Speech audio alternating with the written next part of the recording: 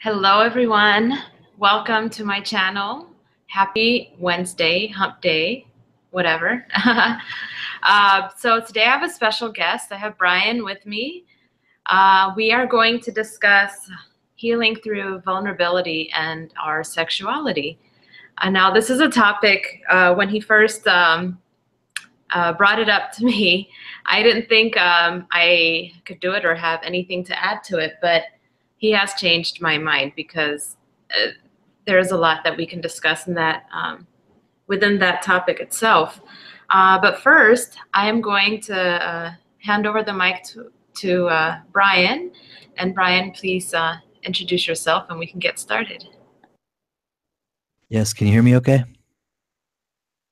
Hello, this is Brian, Brian Sims.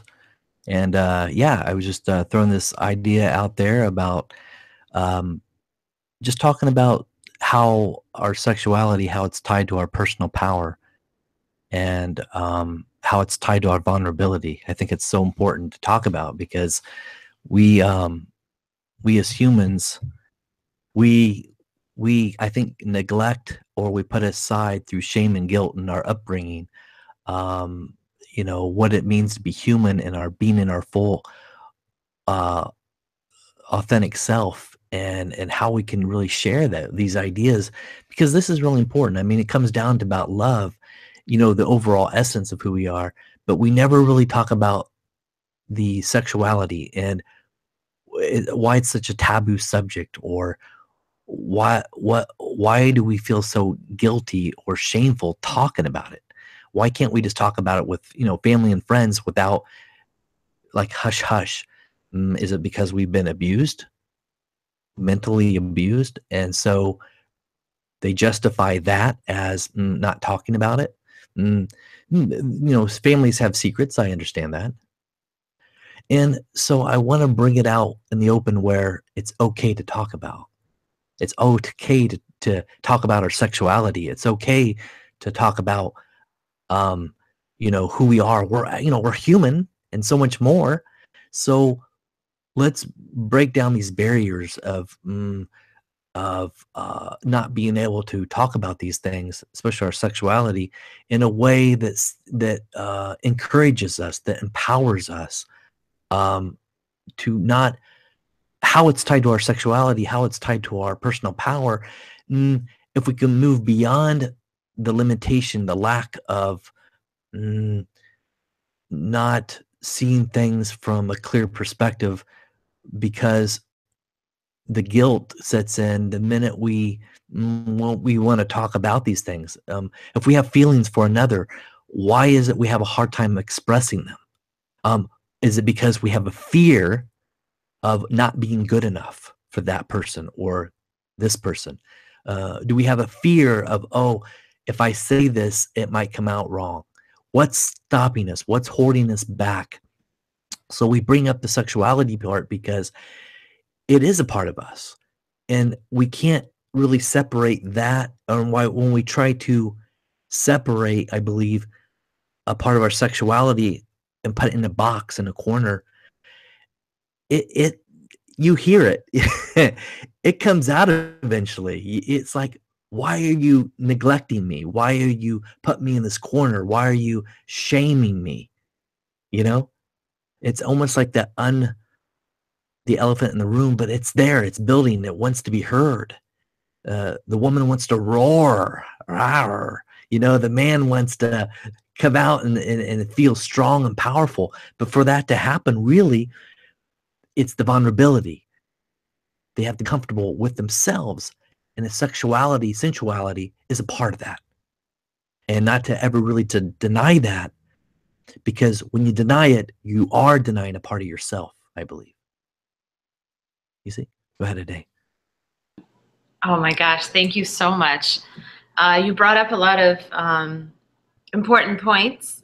And in our discussion yesterday, because we did do this yesterday, you brought up a really important point of why we feel the need to judge others, especially when it comes to our sexuality. And it has a lot to do with us and not them. We are projecting our fears and our disappointments within ourselves onto others when we see it onto others. So that's another good point. But I do want to talk about it in a spiritual sense, you know, like, yes, sex is a part of the human experience. Although we are divine beings having a human experience, part of that is communicating through our sexuality. And what it takes to be vulnerable is really shedding your ego. And a lot of that fear, the fear of failure, the fear of even approaching someone, comes from negative self-talk, you know, like that has a lot to do with your insecurities. And that is something as a society that we need to work on through self-empowerment, self-love, showing yourself the same respect that you show others. But the history of sex, now, I take this back to the Adam, I always say Adam and Eve, the air quotes, because there's so many versions of the story. But regardless of what version you resonate with, sex was introduced to humanity at the time of Adam and Eve. I'm not going to go into what my version of the Adam and Eve story is, but for those that are curious, I resonate with the Anunnaki story of the Adam and Eve, of tapping the first two humans awake, Adam and Eve. And once they were tapped, and what I mean by tapping awake, they had access to higher level of consciousness. And I believe in the Bible it is stated as eating from the tree of knowledge. Same thing, it's just versed differently. And that once they did that, they were then told to go and multiply, right? And through sex. And so for a very long time, human beings believed that sex was only for procreation, creating life. But as we are evolving more and more, we are realizing, and we're becoming more vulnerable, and we're stepping out of our ego, we're realizing there's a lot more to sex than just, you know, creating life. You know, when you are exchanging energies with someone on that level, you're creating a bond, not just, you know, the physical bond, but like energetically.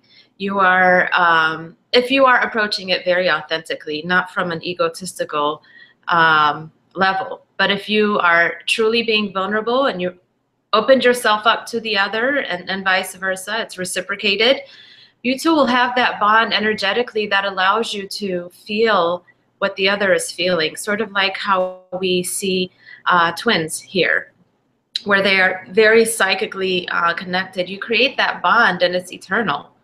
You know, regardless of what happens to your relationship, you're always gonna go back to the fondness of that bond if it was created in that way. Now, as humans, we can be a bit reckless when it comes to love because we're still learning, you know.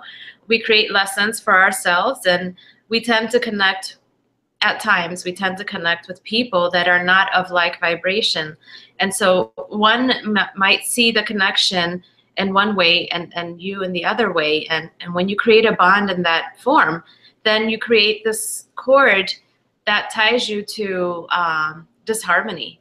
You know, like the relationship will be focused on you guys trying to be on the same page. And then that involves control. You know, we try to control how others should react or how a relationship should go. And that's not a connection based on vulnerability and trueness. And so we have to be careful. I mean, we're still learning what that energy is, the energy of love, which is created through two people, two very honest, true people coming together and creating that energy. And this leads me to the twin flame soulmate thing. I know I hate to feed into that because there's enough material out there. Some I resonate with and some I don't when it comes to those types of bonds. But this is why it's so important for these beings to come together. This is why we're looking for true love. It's a part of our awakening, because when two people come together in the truest sense and form a bond and create that energy, it is massively healing to the world and to the planet. But it has to be done authentically, outside of your ego. You have to become the real version of you. And so that is the journey that people take when they go on that twin flame soulmate journey. It's really about you and not so much about the other person. It's you raising your vibration and coming out of your shell, and then attracting, that true love. And that's a part of our ascension. An indicator of you waking up is you finally realizing that you just don't want a connection that isn't true. You want something that's true for you. But what we need to remember is that is already inside of us. So yeah. So that's what I'll add to that. Brian? Yeah. Perfect. It's just taking everything. I don't know. I'm speechless. I don't know what else to say. You wrapped it up really good. This is quick. Hey, bye everybody. No. Oh my God, no! There's so much more. Talk about. Wow. I don't know which direction to go now. Let's see here. Well, we can discuss. Okay. Let's go. Let's start with shame. Why, when it comes to personal power, what do we truly fear? Of that we're vulnerable? How if we true self, if we respond to someone without hesitant, I listen, I'm hearing what you're saying. How do to communicate possible to get through to them that I can bring it down to their level so they can hear me more? Truly saying, one, break through the barriers of the shame and guilt. Personal power. I want to someone new. I've just met somebody. Talk to them. My true self. Can I be my true self? In spite of fear. Back. Why do I hold myself back? The shame of what? What do I have truly to lose? And when you brought up the failure, really good because you're right. So many people afraid of failure. And I love how it ties into personal power. Personal power that, okay, to fail. So it's, again, I was hurt before.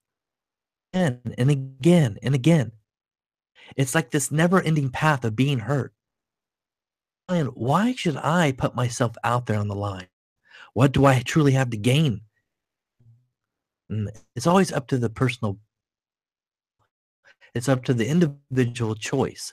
It's always about choice.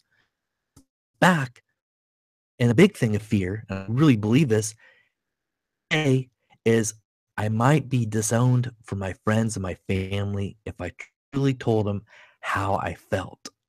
Really got down deep and I really wanted to tell them how I truly feel.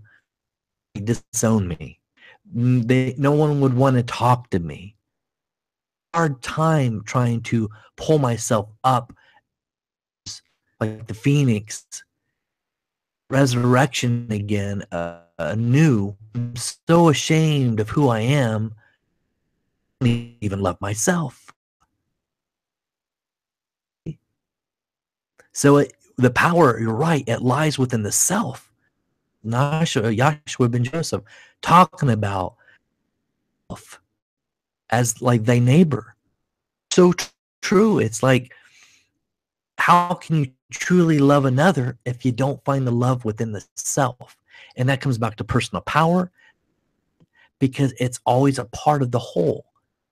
Is when we separate and fracture these different pieces of ourselves, we're putting ourselves in different categories. Is no wonder we're crazy sometimes. No wonder we're not focused or balanced. To fix everything.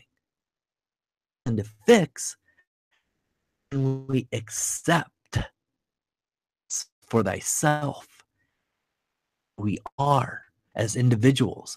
Then the true power, then you rise up and you're like, wow, speak my mind. Even it might be, and here's the thing, it might be perceived as a negative. Oh, you're so harsh, Brian. You're so harsh on me. You're so harsh. No, it's how you're taking it, how you're translating it, how you're receiving it, how you feel it in your body. It's not meant to be that way. We're not trying to hurt anyone or harm anyone. It just comes out that way because it might be truthful to the person who's speaking it. They might see it from their perspective. It's true to them. So they say it, but the other person may take it the wrong way because they don't know how to handle it first. Second, they're raised that you always have to be good. You can't speak your mind. You have to be goody two shoes. No. You can speak your mind even if you have something you strongly believe in. Speak it. Don't be ashamed and afraid to speak it, because what's happening, you're denying them your true, you know what I mean? I can't even say the word. Your authentic self. Authentic, yes, you got Yeah. it. Thank you, Addie. And it's like that. It's like we have to be strong for who? It's just but for ourselves, really. It's really that self-confidence is not to show everyone. It's to say, I know who I am. You're going to hear it in your voice. You're going to state it with power and authority. That's what people look for in leadership. That's what people look for, is with that true passion of who you are. And even if, and here's the big thing, taking responsibility. If people see it as a failure, to take it, don't blame anyone. You can only, if you want to blame someone, then blame yourself. But don't take it out on everyone else because of your mismanagement or how you're wanting to blame because you don't want to take the responsibility, or people don't want to take the responsibility of their own actions, what they say, how they say it. So how they say it is, remember, when we're speaking to people, we want to speak to them where they can truly hear us at their level, not trying to talk above people or over people. The true personal power comes and the wisdom comes when you can hit that G spot. I'll say it. When you can hit the G spot just right, and she goes, whoa, or he goes, wow, But what I'm saying is, it's where you touch a chord with people because you're connecting with the mind and heart. You're connecting both. It's not one or the other, it's both. And that's the true place of poet, and you're not afraid to show it.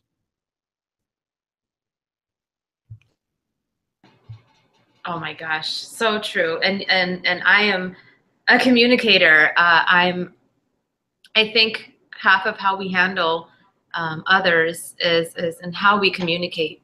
And communicating authentically to me means silencing your mind, grounding yourself, and allowing the other to speak, allowing the other to voice their opinions or whatever it is, and listening and not reacting and responding. But I want to take it back to why we have these fears of failure, especially when it comes to being vulnerable towards another person. Our thought process has a lot to do with it, how we view ourselves, how we think, us not allowing ourselves to heal before moving on to another relationship. We have this tendency to think that to get over someone, you need to get with somebody else, and this is how you start repeating patterns, and you become cynical when it comes to love. You feel like, oh, this is all there is out there for me. Like, why am I attracting, the same type of relationship? Because you haven't given yourself time to heal and learn the lesson, whatever it is that you learned from the last relationship. Or if you keep running back to the same relationship that keeps turning out the same way, I think that's a definition of insanity, doing something over and over and expecting a different result, but it's not. And so we have to give ourselves time to heal and recuperate and go into that space of newness before you get with somebody else or you move on. As far as communicating honestly, when you are communicating honestly, you are leading by example, like you said, and you allow others to do the same thing. And so being honest with yourselves and others. Stepping out of your ego by way of silencing your mind and responding rather than reacting is another good point that you brought up. Let's see. I don't know what else I can. You had a lot of good points. Is there anything else you want to get into? Oh, the Jesus. I know you brought up Jesus, and we brought it up yesterday too. Jesus not only taught us how to be compassionate and give unconditional love, but he gave us our personal power, our individuality, by letting us know that, the kingdom of heaven is inside us and each one of us. And we don't need anybody else to save us because we can do it ourselves. We're self-sufficient in that way. And so knowing that when you're approaching a relationship, will cut down the codependency. There is a lot of relationships out there that are built on that foundation, which to me is a faulty foundation, and it will crumble. And so just, work on yourself, work on your personal powers, and don't look for happiness or love outside of you, because you already have it. Once you realize that and you have that awareness, you will attract whatever it is that you need in your life or that you want in your life. And it's going to be complementary. When you're looking for a relationship, look for something that adds value to your life. Not one way where you're only adding to that. But, it should be, there should be reciprocity. Look for that and try not to give away your personal powers. And that really is how you heal, through vulnerability and through your sexuality. When you are yourself, you are allowing the other to be themselves, and you have that true connection of the same vibration. And so, yeah, I'll leave it at that for now. Yeah, that's good. It's that's the thing, is the value. I love how you speak on that. It's the value. It's finding that self-worth, that appreciation for the self. And always goes back to, I keep saying the appreciation, because it really is. When you value your someone, you're valuing yourself. You're valuing the self, because it always comes first. It's just you. And everything else branches out from you. It's just an extension of you. So it's almost like saying existence is an extension of yourself, isn't it? It's like Oh, absolutely. I 100% agree. It's like, if you're the center of the universe or the galaxy, the cosmos, whatever you want to say, everything revolves around you, because it's your voice. You're giving voice to something. You value something. You see an interest in someone or something, an object. You desire it. Let's talk about the sensuality, the desiring of something. Why do we desire so much? What it is in the individual that we see, these little things, because the part of them they see in us, we see actually in them. It's vice versa. We see it in them because we see it in us first. And we like, I want some of that. I see that couple holding hands. I would like to hold hands. Well, then do it. It's finding that genuine self-worth. And when you feel and you know who you are, and you feel that value for the love of self, it's not being selfish. That's the one thing that people keep thinking, but if I pamper myself, Brian, then aren't I being selfish? No. Why? That's only judgment, because you think someone else says that about you. You're taking everyone else's drama around out here, and you're saying, you're listening to everybody's muck around. All this, a lot of your thoughts are not yours. It's everywhere around you. You're picking up on it. You're very intuition. You're intuitive. You're the clairs. You're picking up this like, oh my gosh, oh, she's looking at me. He's looking at me. Uh-oh. You get, sometimes we crawl back into, we need our private time, our space, because we want to have our downtime. But there's also a time when we need to get out there with others, share ourselves with other individuals, because it's not so much that you're attracted to them, but there's something that you value in them, because you value within yourself first. And that is so the key is the finding that love for the self. And we know, just by example that as even as Jesus, as Yahshua loved himself, that's how, or Mother Teresa, Mother Mary, you see these virtues, these individuals who were examples for the masses. And it was sad how they were treated and viewed as they were treated and put down. But by their examples, that much more, that power, you see such a connect with others. It brought so many more people closer together. It brought more families closer together. It brings people closer together because they can relate. They relate at a soul level, at a heart level, and it has to be heartfelt.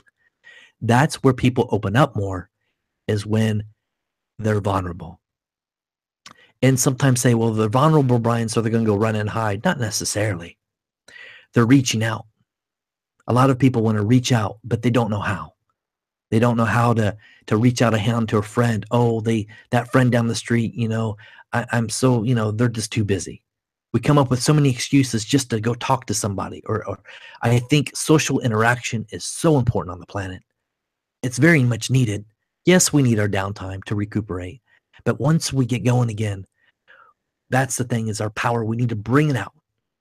Not so much in a negative way, but in a way that brings people, that can communicate with people at an even level playing field, that they can say, I can finally connect because you're on the same level as me. You're not talking over me and you're not talking under me. I get it. I get it. So using the words, the verbiage to connect with people's heart is so key. And like you said, sometimes our egos will get in the way because we feel we're right. We have to be right all the time. Nope, it's either my way or the highway. No. When people think like that, it's because you're tapping into everyone else. You see it, well, if they can do it, why can't I? But that's the thing. Move beyond that. Move beyond the fear and shame and guilt, and say to yourself, what do I truly have to lose? Am I truly going to fail at something if I put myself out there? All you do is pick yourself up when you're ready and go for it. Go for your dreams. Think about this. When you get into your 80s and 90s and 100-year-old, you look back in your life and you'll say, I could have done this. I should have done that. I could have been there. I could have explored that. But what happened was, the resentment sets in. What I could have, should have done it. You know what I mean? And it's like, that's why, take this lifetime, value it. You're here for a reason. And if you weren't meant to be, you wouldn't be here, period. And the thing is, now that you are here, now that you know it and you believe it and you value, can you find the value for yourself? And when you find the value for yourself, hold on to it and love it, nurture it, because it's the child within all of us that's looking for that attention, that craves that attention. I'm here. We just got to raise our hand. We have to lift up our voice and be verbal and socialize more, get out there more and share. This is the sharing is caring and caring is sharing. Share yourself with the world without fear. And then when you look back, when you're 70, 80, 90 years old, you'll say to yourself, wow, I accomplished what I wanted. I got to say all the things I wanted to say now. I didn't feel like I wasted time because I had, at least in this lifetime, one life to live per lifetime. But at least in this lifetime, I made it count. I didn't have to go out and change the world, save the dolphins, but I did it my way. And I enjoyed it. I have no regrets. And I love myself. That's what counts. Wow. Incredible. So much I want to expand on, but I'm going to start with the energy of love. Yes. I know Einstein and Tesla have even researched it and spoke about it. And it is something that they have both concluded that is bigger than us, bigger than we know. And that is something that we have yet to explore. It is the most abundant energy in the universe and the most powerful one. And when I think about it, we've seen evidence of how powerful this energy is. That taking it back to the earlier part of the 20th century, where interracial marriages and relations was either frowned upon or illegal, and people were risking their lives to have that connection, a connection that is true. Love really has no color. Or even nowadays with the same-sex relationships, how brave are these people that are willing to go against the grain and face a lot of adversity to be vulnerable enough to express their love to another that is of the same sex. I have so much admiration for these people because it's not something that they chose. It was something that they were given. And it is a gift. The ability to love another regardless of their race or sex or religious background, and being vulnerable enough to offer your heart and your truest self, that is the greatest test, I think, that we could face. And that's one of the challenges that we have, that we're faced with in different ways. We get challenged to be ourselves. We have so many opportunities that come across our lives that enable us to be ourselves. And we have to be strong enough to walk through that door and do it and be yourself. And it is the most freeing experience, because now you don't have to hide who you are. You don't have to tell so many stories and cover up, what it is that you're doing or who you're doing it with. It's dropping a burden. And so with that said, I also want to get into our what leads to unrequited love, disappointments, heartbreaks. A lot of it has to do with expectations that we place on others. And what a burden that is. To put somebody in charge of your happiness, to want to control the relationship so you have, that fairy tale romance, it's so limiting, and you are robbing yourself of a true, authentic experience. And also allowing people the freedom to choose. You have a choice too. So if someone says, I want to part ways, this isn't working out for me, this isn't healthy, or if they leave in any other way, whether it's through deception, you have to allow them to do that. Holding on to something that is unhealthy for you is only going to create heartache for you and suffering, and you don't have to do that. And I know in my channel, I've done a video about choices. It's about questioning every situation that you're presented with, whether it's challenging or not, and trying to figure out, what is this trying to teach me? Where did I go wrong? Where did we go wrong? Just don't dwell in that, and allow yourself the freedom to leave also. By allowing the other to exit your life, you're giving yourself your personal power.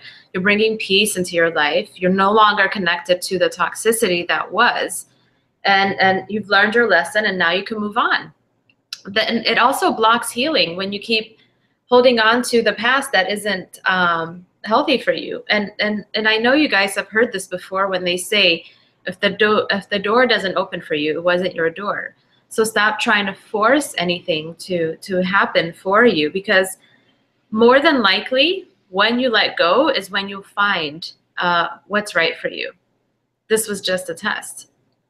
And so mindset and how we project ourselves to the world, how we think about certain things, how we perceive, has a lot to do with your relationships. So I'll leave it at that. Is there anything you want to add, Brian, or we can end it here? Yeah, just real quick, just to follow up on what you're saying. That's so true. It's when we detach from that which doesn't serve us anymore. So if it's not going to serve us, it's like, why hold on to it? Because we believe sometimes in the back of our mind, I'm just going to give it a little bit more time. They might give in. It might change the situation. I can fix him or her. What are you trying to fix? You're just holding on to something that's not working. And if it's not working, it's okay to move on. It's okay to find something that fulfills you because it comes back to self. And that was the thing. It's like if this person doesn't make you happy, or you don't find something because you're looking for something, the whole thing is because you're looking in the wrong direction. You're looking for them to fulfill you, but that's not how it works. You're learning to fulfill yourself. But by doing that, you're still loving the world, and you're not negating anything. You're still wanting to hold on to something because you're trying to find value in it. You're trying to get that last piece of something from them, and you're realizing that it doesn't work that way. And still, but yet we tend to hold on to something because we're something that we're holding on within ourselves, and it's so hard to detach from that because we're afraid we'll never have that opportunity again. So that goes back to failure.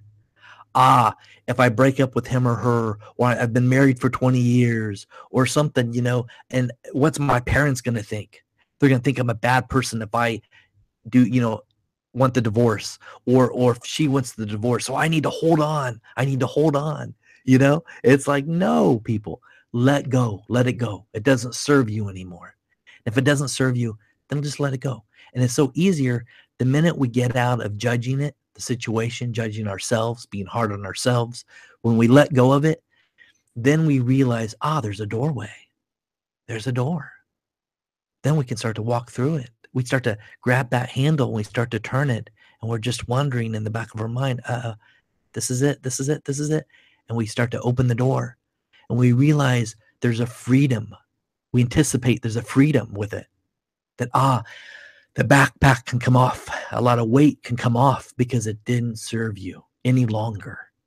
It doesn't mean it did in the past or didn't, but now it's time to let it go, because you realize you're going to feel so much freer.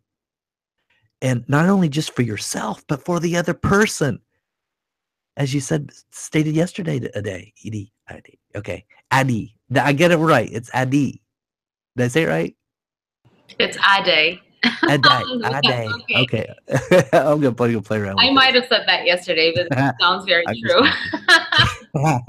But that's true. You're right, because it goes back to the other person. Like we're kind of blocking the other person's ability to choose too.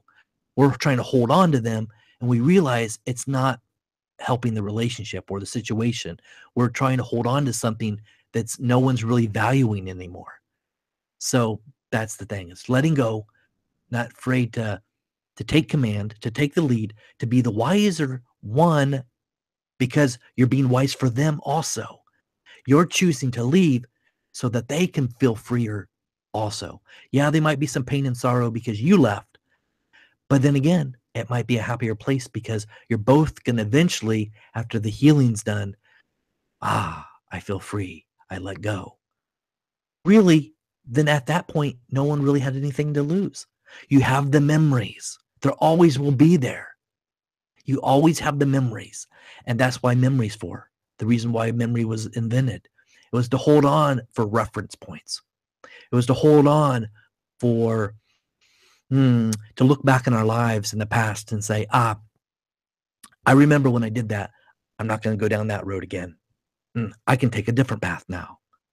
So these key points of memory was to reference points in the physical mind, to allow ourselves to move beyond shame and doubt, to say, I did that one time this way, but it didn't work out. I'm going to choose a different doorway now. You see? So very interesting. Very, very cool. Absolutely. And I know that these memories add depth to your soul, and it allows you to proceed with wisdom. And once you complete the cycle, you're not going to keep repeating patterns because you have learned your lessons. You are going to make better decisions from wisdom and logic and your heart. And this is how you change your cycle and move on to a new timeline. So it really is all beautiful if you allow it to be, and you allow these experiences to enrich you. And so, yeah, I know there was a lot that I wanted to add, but I think this is a good place to end it. And so parting words that I have is, it's important for us to, especially going through an awakening, to really work on ourselves, do the inner work, and not worry so much about helping out the other. Because I know a part of the awakening is also the want and need to be of service to others. And the most powerful way you can be of service to others is really by being who you are and your authentic self, because then you're allowing the others around you to have the freedom to do so, you know, be that example by being you. So when you heal yourself, you heal the world. So I'll leave it at that. Anything else you want to add, Brian? No. Okay. Beautifully put. I'm good. Thank you, Adey. Awesome. And thank you, Brian, so much for Yes. agreeing to do this a second time. Yeah, no problem. Everyone, thank you for viewing this. We might do more of these talks, so stay tuned. We'll see you on the next video. Bye for now.